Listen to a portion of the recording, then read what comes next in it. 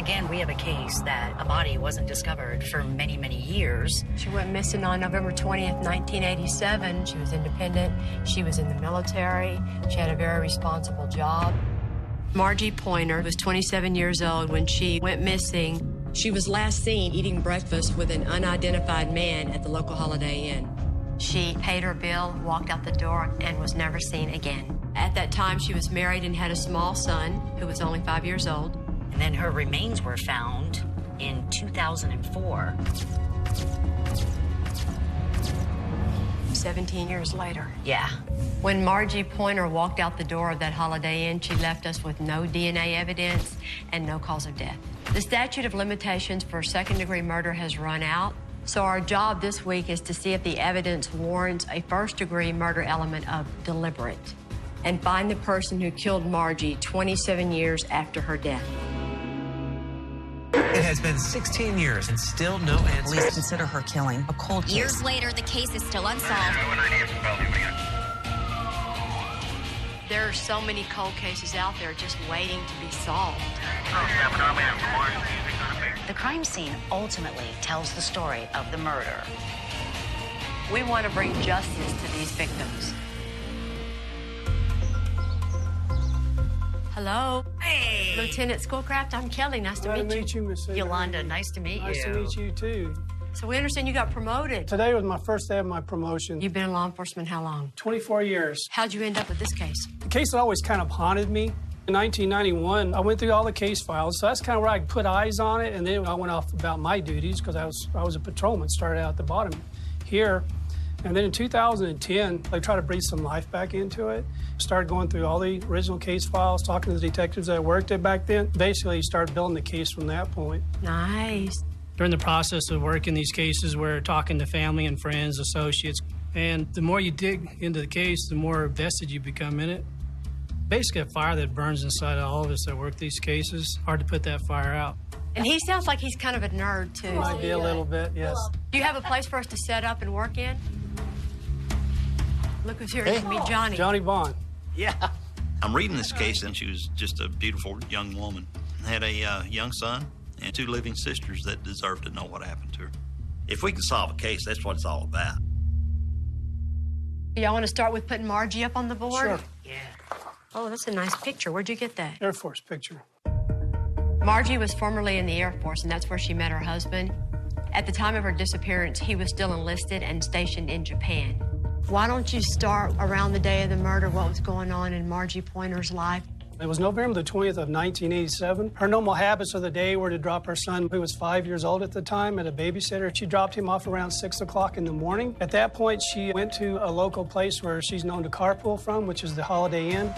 She was seen having coffee that morning with a male subject who was described as being approximately 10 to 15 years older than her. He was wearing a cowboy hat, cowboy boots. Then they got up and left. Sometime around 7 o'clock in the morning, that's the last time she was ever accounted for.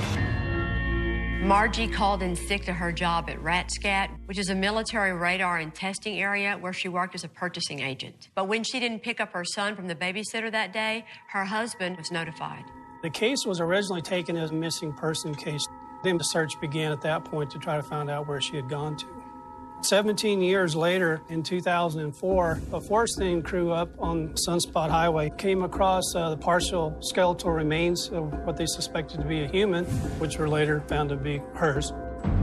The next thing the police did was look into how involved her husband could be, but he was investigated and cleared. So next in Margie's inner circle was a man named Philip Crawford, who, unbeknownst to her husband, was actually living with Margie at the time. The reasons we are suspicious of him are... Live-in boyfriend. Margie said numerous times that she was going to get a divorce and wanted to marry him.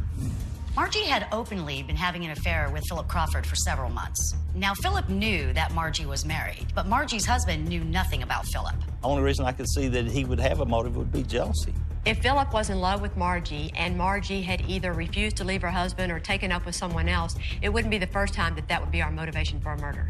All right, what about unusual way he left town? Sold his bike for basically half of the money for a ticket to go. Skipped out quick. She's gone, and 3 days later, he leaves the country. Philip was visiting from England when he met and fell in love with Margie. He moved in with her, even talked about marriage, but the minute she disappeared, he was on a plane back to England.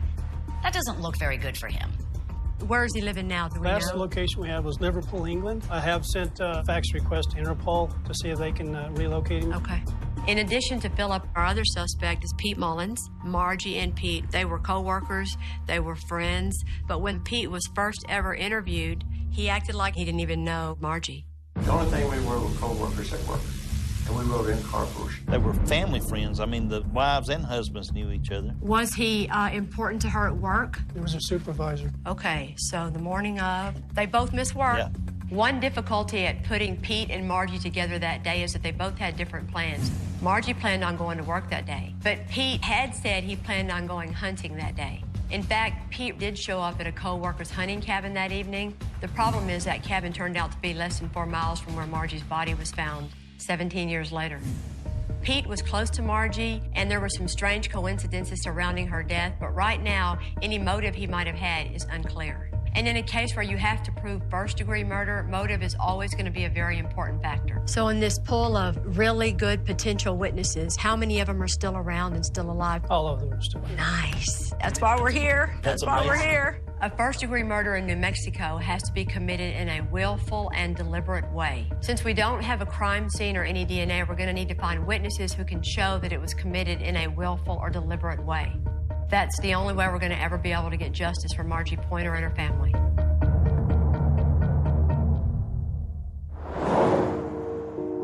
Today we're going to meet Margie's sister, Jeannie. I'm Kelly.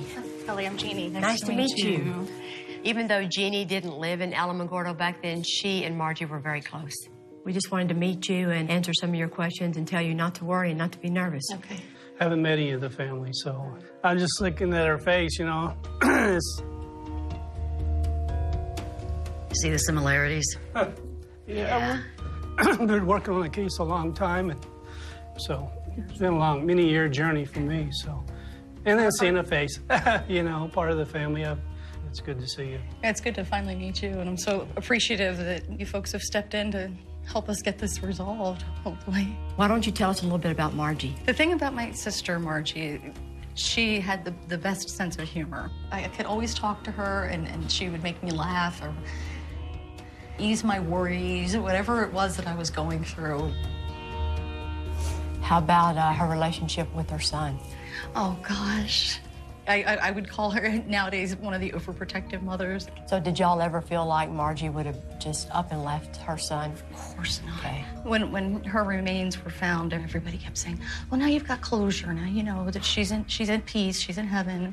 No, we don't have closure. That's a psychological bullshit word, but maybe you can get justice, and that's what we're going to try and do. I wish my father were here to see everyone so hard at work on this. Ready to get to work? I am ready. Let's go work. Good morning. It's Roger. Thanks for taking my call. We wanted to ask you a few more questions if we could. Another key family member in this case is Margie's husband. I think it was June of '87. You got sent to Japan for 2 years. Is that correct? Initially it was 2 years, but Margie couldn't go immediately because at that time there was a housing shortage. Right. Now, I got to ask you some hard questions, and I know this is hard for you. The day she disappeared, you called her from Japan, and this guy, Philip Crawford, answered the phone. Do you remember that phone call? I was shocked when he answered the phone, and he said, she's not there. As I recall, like, what the hell are you talking about? He said she never came home from work, and that's when I really freaked out. And I said, well, I don't know who you are or why you're in my house. You need to get the hell out. I'm coming home to find out what's going on. When you got back, did you talk to your son about what was going on? We did. I mean, he was only 5 years old, but did the best he could. It's obvious that it's right under the surface for him. Bringing up basically like scratching an old wound. Did he tell you anything that we need to know? He told me there was a hole in the wall. How big was that hole? It was about the size of a softball. He told me it was from his mother fighting with Philip.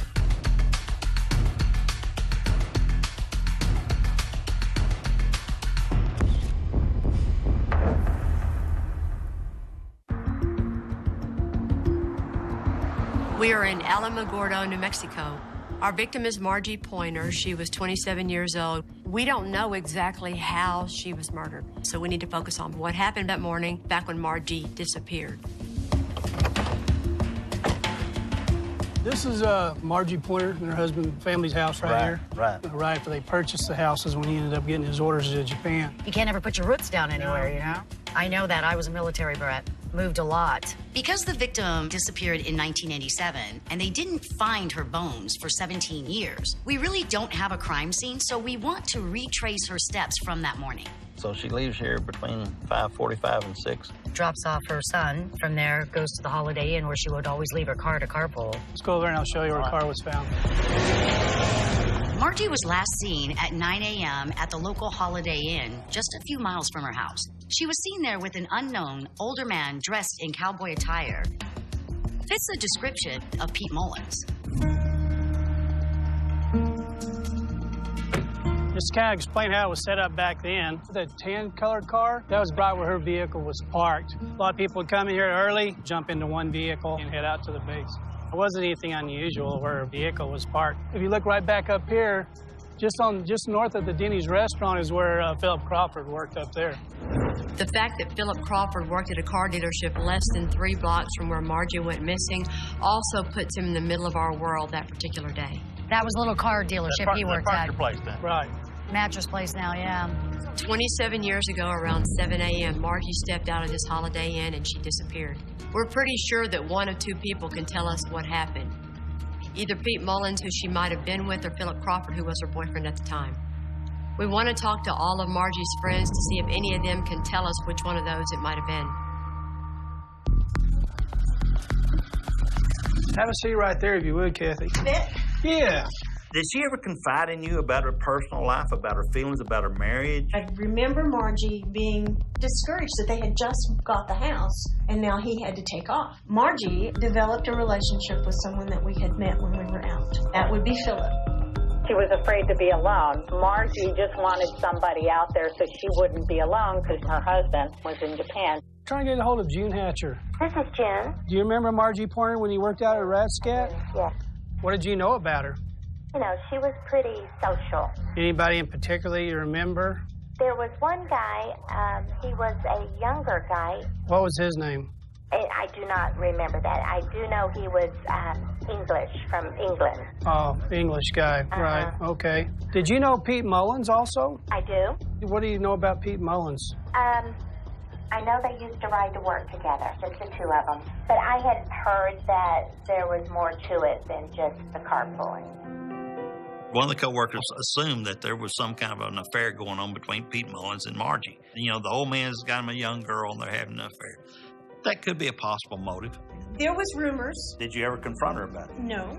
These rumors of an affair have always been around. We're going to really have to prove it if we want to show that's the motive.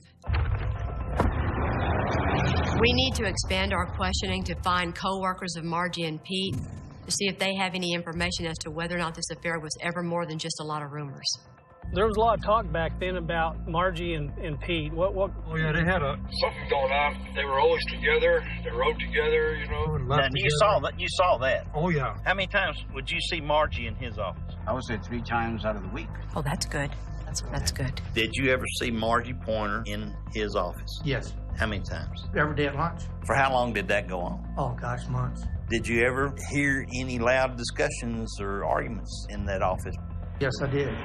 Was it a one-sided argument, her yelling at him, or No. him yelling at her? Or back both of them were and forth? going at it pretty good. I don't have no idea what they were arguing. I can't even remember the argument. We have an argument between them at work to the degree that it's so loud, Poindexter heard about it. That's huge. I just wish that he also heard the words spoken in the argument, because then it would establish that it was a lover's quarrel, which would go a long way in establishing motive. Mr. Boss? Nice meeting you. I called and left one message. Let's call these bottom 2. I already left a message on that top one. Several weeks ago, Lieutenant Cloudcroft had called Interpol and asked them to try to locate Philip Crawford in England. Hey, Maria, it's Roger. Did I get anything back from Interpol yet? No, sir, nothing. After we'd been here a couple of days and they haven't replied, I thought we better start trying to find him some other way. Yes, ma'am. My name's Johnny Bonds. I'm a retired homicide detective from Houston. We've been tracking down some leads in Florida. Philip Crawford? Yes, sir. No, I'm sorry. Trying to locate other family members, and it's frustrating. We're sorry. The number you dialed is not a working number. Yes, ma'am. Do you know Philip Crawford? I think his dad was in... Uh-huh. No, we didn't know his brother lived here. What's his brother's name? We tracked down Philip's brother, and he eventually leads us to a number for Philip over in England. No one had talked to him about this case since 1990. If he's our killer, everything's riding on how this phone call goes. Mr. Crawford, this is Detective Lieutenant Schoolcraft from the Alamogordo, New Mexico Police Department.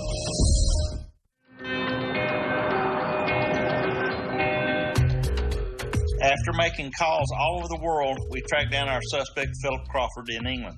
His reaction to us could change the entire course of this investigation. Mr. Crawford, this is Detective Lieutenant Schoolcraft from the Alamogordo, New Mexico Police Department. I wanted just to talk to you about when you first met Margie, leading up to when you finally ended up leaving back to England. Philip agrees to speak with us, so we end up spending about an hour on the phone with him, trying to find out if he had anything to do with this murder. You remember there was a hole in the wall in the bedroom. Y'all had a fight and there was a hole in the wall. He admits he was in a relationship with Margie Pointer, that they met at a local nightclub in 1987. Soon afterwards, he moved in with her. Immediately after this happened, everybody's all, yeah, that kid from England, she ran off with him, or he did something to her.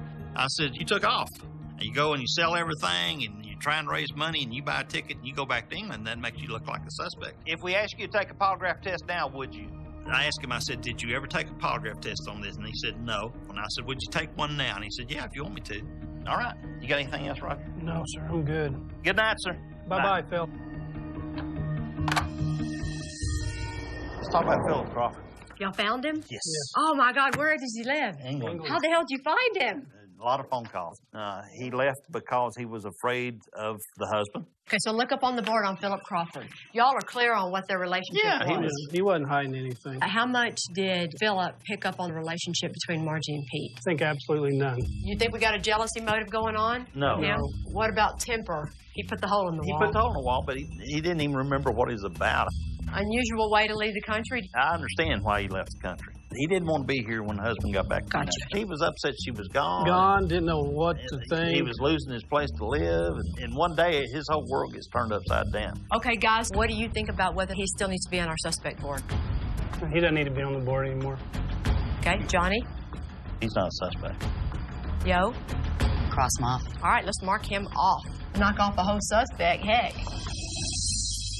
Every impression I got, he's not a killer. And I've talked to killers, and he doesn't strike me as being a killer. He was in love with her. There's no doubt he was. He was very, very emotional when he told me. I was an irresponsible young man. She was just a sweetheart, and he didn't have anything to do with killing Margie. So that leaves us with one suspect, Peter Mullins. Everyone, this is retired Detective Carrie Jarrett. This is Kelly Siegler. Detective Carrie Jarrett was a police officer in the area where Margie's remains were found. So we want his insight on the location of her body to see whether or not that can connect to Pete. Her remains were found here, which is exactly 3.7 miles to the cabin that our suspect showed up in. Right. Margie's body was found just off of a stretch of road known as Sunspot Highway. The thing about Pete's alibi is that he says he was never on Sunspot Highway. In his statement in 2004 to law enforcement, he had traveled from Alamogordo, and he had taken this route all the way back through the mountains on his hunting trip that day. He claims that on that day, he took his RV and went hunting in the mountains, but in a different area known as Sacramento Lake. But we also know that he showed up that evening around 5:30 p.m. at his friend's hunting cabin. If you take the Sunspot Highway from Sacramento Lake, it's only about 24 miles to the hunting cabin, and you would pass the location where Margie's remains were found. But Pete says he never took the Sunspot Highway.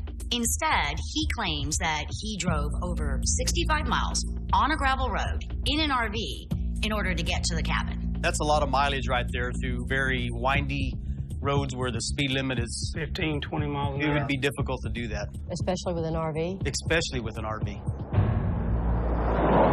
So we're on our way right now to the site where Margie's skeletal remains were found 17 years after she disappeared. We need to examine the connection between the hunting cabin and where her remains were found. Because the only reason we see for Pete's alleged route is to keep his name away from the Sunspot Highway. Her body was found in a turnout at the bottom of a ravine. This is a beautiful spot. This is a great spot. It was and still is an area used by hunters to dump animal carcasses. So how far from right here to where the actual skull was found, the body? About 50 feet. I suspect what he did is he just dumped her body right here. That's an elk carcass. Okay. Yeah, you'll find them quite a bit up here, part of the hip section. Right. The first thing I'm seeing, like, my God, look at the bone. Yeah. So you can see a little clearing past these two first trees here. He probably just dumped her body off right here.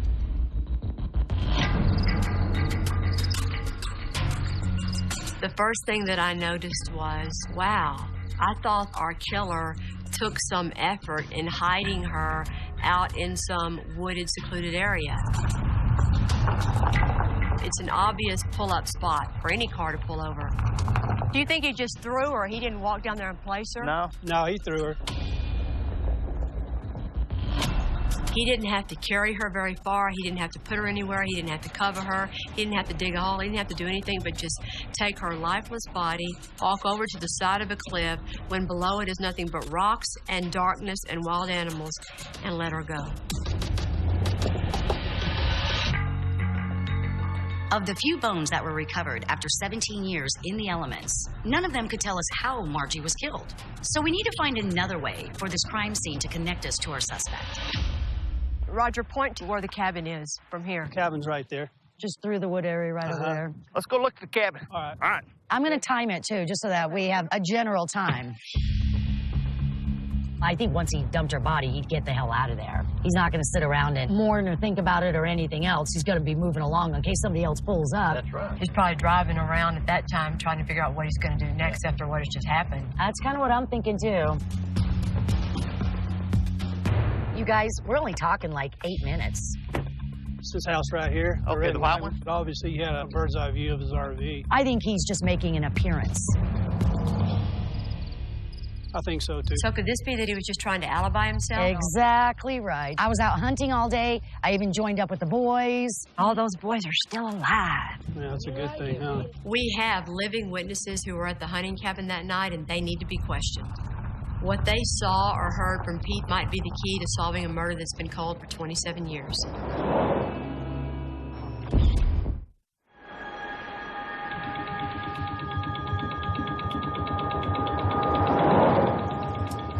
When he was interviewed by law enforcement, Pete Mullins said that on the day of Margie's disappearance, he went on a hunting trip that had been planned. We want to find out if this hunting trip was really something Pete had planned in advance, or if he just coincidentally went on this hunting trip the very same day Margie disappeared. When Margie disappeared, it was during hunting season. I had asked Pete before I left if he was going hunting. He told me he wasn't. Was not? He was not going hunting. Okay. Beautiful. Out of the mouth of Pete, I'm not going hunting. And how come all of a sudden he's popping up hunting the same day Margie disappeared? Point blank, I said, Pete, I said, are you planning on going hunting this year again? And he said, well, you know, I don't think I'm going hunting this year. And he kind of disappointed me because he was my immediate supervisor. How was he to work for? You know, he was awful demanding, you know. Just not kinda, satisfied with you? Yeah, not satisfied. You know exactly that kind of a boss. Oh, yeah. Everybody's all disappointed because he ain't leaving. You said at least 3 times that you specifically asked him. I did. And every time he said, no, I'm not going. Okay. Nice. This is beautiful because that's Pete's alibi. If that's not true and Pete is making up the story, why is he lying? Hello? Mr. Bellows? Yes, sir. The most important witnesses in this case could be the men that were at the hunting cabin. Johnny Bonds. Because they would have seen Pete and talked to him that night when he showed up. Do you remember who went up there with you? So, Bill Bellows and Pat Bellows. Okay. And, of course, Pete Mullins came later. Pete shows up. Were you surprised? Did you have any idea he was going to show up? No, I did not. Were y'all surprised to see him there? I was, because I didn't know he was coming. Was something said the day before about come on by or we're going to play poker? I don't believe I asked him. Okay. Was there anything unusual about him? Yeah, I know he was scratched up. His face was scratched up, and he had something wrong with his thumb. He had slipped on the ice, he said. Fell down into some bushes. He sprained his thumb, he said, and gotten a scratch on his cheek. Well, it was long scratches. Down the side of his face? Yeah. How many scratches did you see? About the best I can remember, a couple. Do you remember somebody taking his picture? I did. You took the picture? Yes. What happened when you took that picture? He seemed to get upset. What'd he say? Why are you doing that? Or something like that. Did you think it was kind of strange? Yeah. The one picture that Jim Hiller was able to take is one of Pete sitting there with his baseball cap on, with his face turned to the side. Unfortunately, it's turned to the wrong dang side. If it would have just been turned this way, we could have evidence in a picture of the scratches. After that one time he showed up at your cabin, over the years that came by and passed, did he ever come up to your cabin again? No, he never came back. Okay.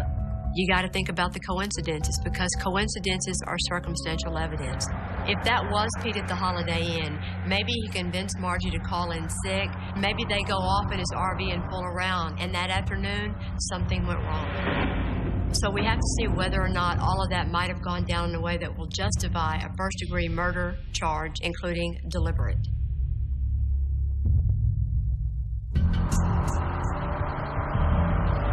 What we have to try and focus on is things that go to show he was intent and deliberate and wanted to make sure she was dead.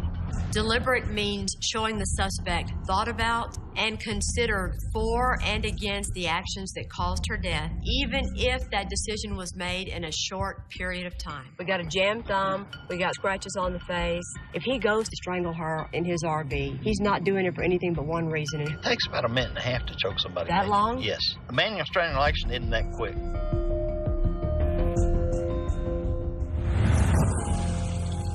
I got something I want to show you. Okay. Just from his injuries, this is consistent with a frontal manual strangulation. They're fighting. The first thing she does... She's trying to make him let go. You can hurt somebody like that, and even a woman can hurt a big man. And then, scratch. It doesn't take but 15 seconds to 20 seconds for her to black out. It's going to take another minute at least to kill her. So a minute and a half of consistent pressure, never letting go, never changing your mind, never taking it back. How is that not deliberate? All right. Sounds good. We feel that we have now established the deliberate element of this crime with witnesses to back it up. But the word about this investigation is spreading fast through this town. Looks like they're home. We're going to go to Pete's right now because we need to hear his version of how it all went down.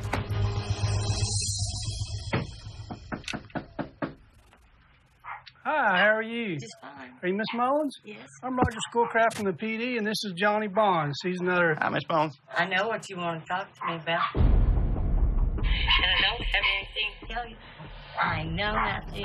I am highly offended that you think my husband has done something. That's not who we are.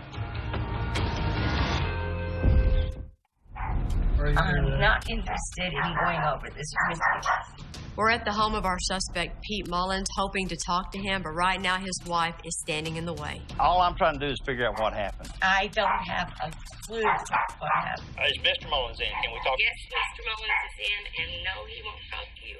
He won't come to the door and talk to us? No, he won't talk. Y'all don't want to help us find out what happened to Margie? You don't care? I do care, and I want you to find the truth. But you're not. You're on a witch hunt for my husband. If we talk with it... Not going to happen. Ma'am? We're not going to be talking to Pete anytime soon, so that means we're going to have to finish our case with the few witnesses that we have left.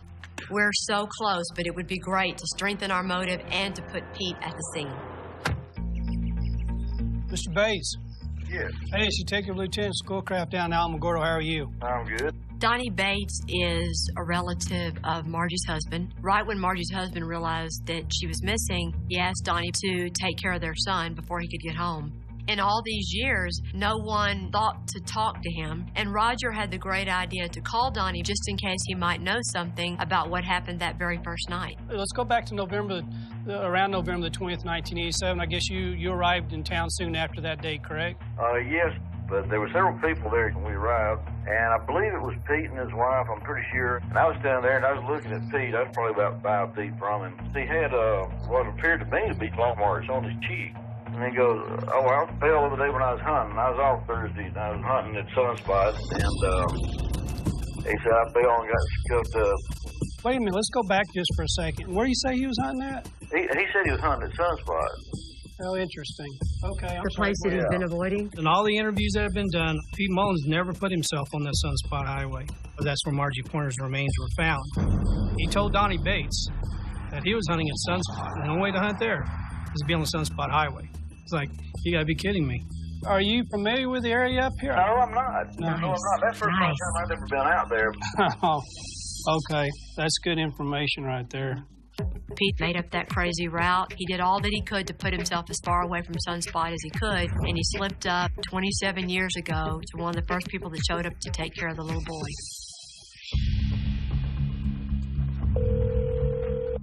Hello? Mr. Bradley. Yes, sir. After we interviewed Robert Poindexter, Both of them were going at it pretty good. I don't have no idea what they were arguing. he helped us identify another witness named Krell Bradley.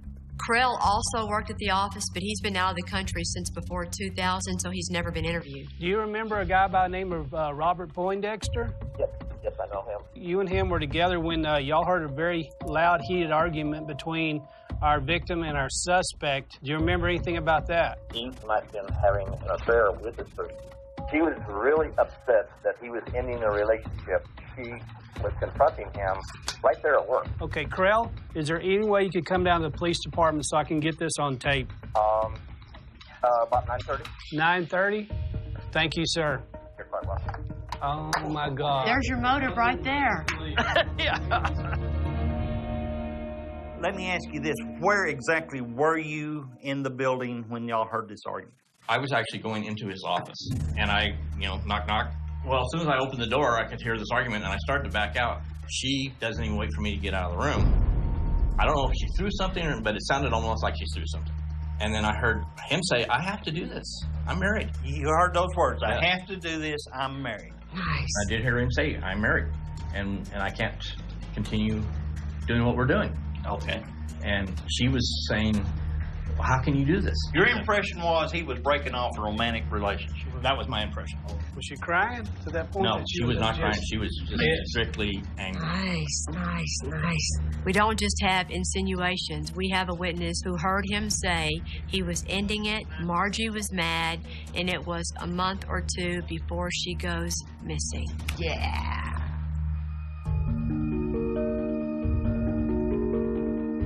Lieutenant Cloudcroft. Yes, ma'am. Looking at that board, what are your thoughts on whether or not we have enough evidence-wise for you to want to present your case to your district attorney? Without a doubt. I mean, it's only gotten better. Our board looks fantastic with all of the little factors listed out that incriminate Pete.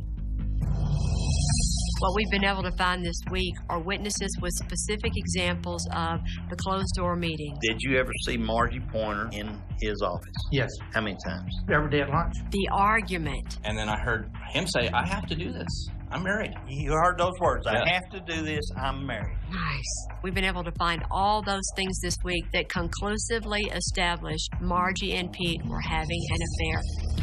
And then there's the hunting buddies. That specific night, Pete showed up unexpectedly at the cabin. Did you have any idea he was going to show up? No, I did not. Were y'all surprised to see him there? I was, because I didn't know it was coming.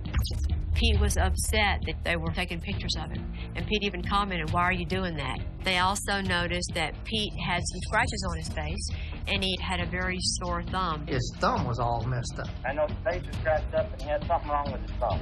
The evidence shows that Pete's injuries could be defensive wounds. Scratch. Consistent with a scenario in which Pete strangled Margie for several minutes, which would prove a deliberate intent to kill, justifying a first-degree murder charge. I don't know how you could have this many points against one person and not feel strongly about it. I mean, come on. This is a good case. It's the kind of case that we are excited to talk to a DA about. Are you ready now to go take it to your DA? Absolutely. You think it's time to go? Yeah. You think it's time to go? Absolutely. Let's go. Roger is excited to present it to the DA, and she can't come talk to us, so we're going to drive our board straight into her office, let Roger stand up there and go over every single circumstance and coincidence and fact and piece of evidence and see what she has to say about the case.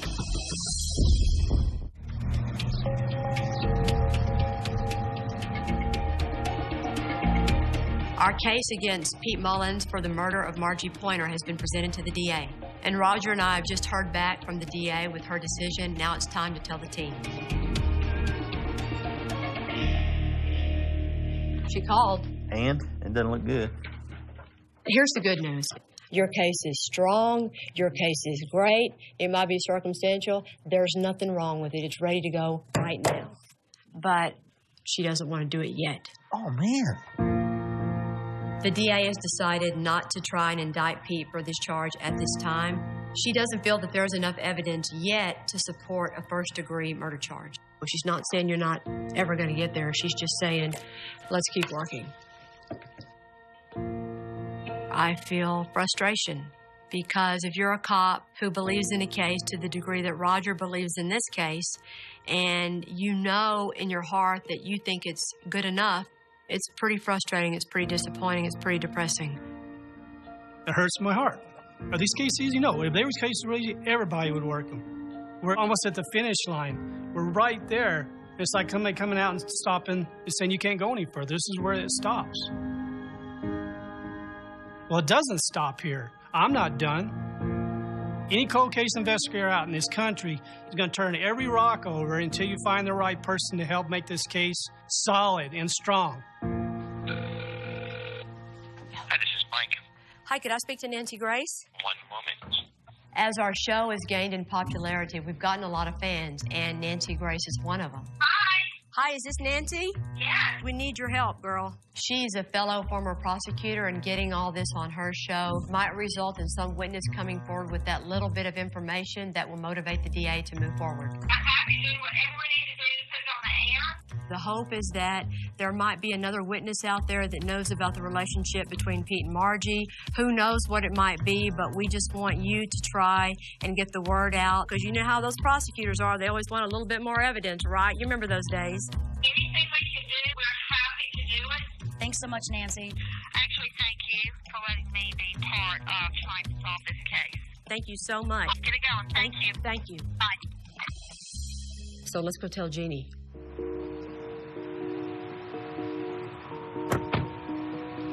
I wanted to bring a little bit of her joy back. I want to be the guy I call it and say this was all. This time was worthwhile. And right now I can't tell him that. Hi. Hi, how are you? Well, we've done a lot of work. Okay. Basically, we're not quite there yet.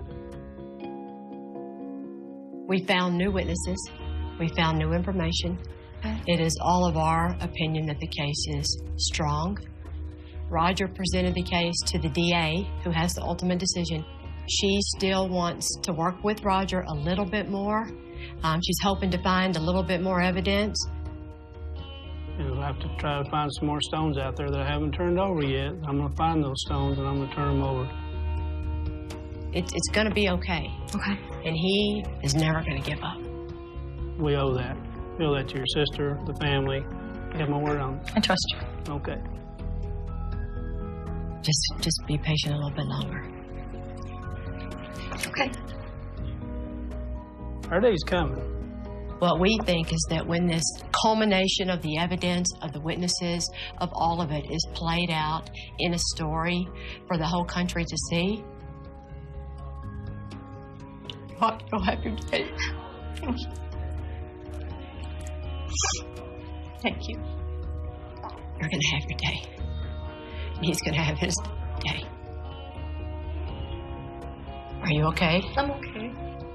So you be strong just a little bit longer. I'll be okay. Be okay. Margie, we're going to get this resolved. Your son deserves this. Your husband deserves this. We're going to get this resolved. That's all I want to say to you. We're not going to give up. Is it going to discourage me? It may discourage me today, but it will happen. That will be a good day for them. It'll be a good day for law enforcement. It'll be a good day for everybody.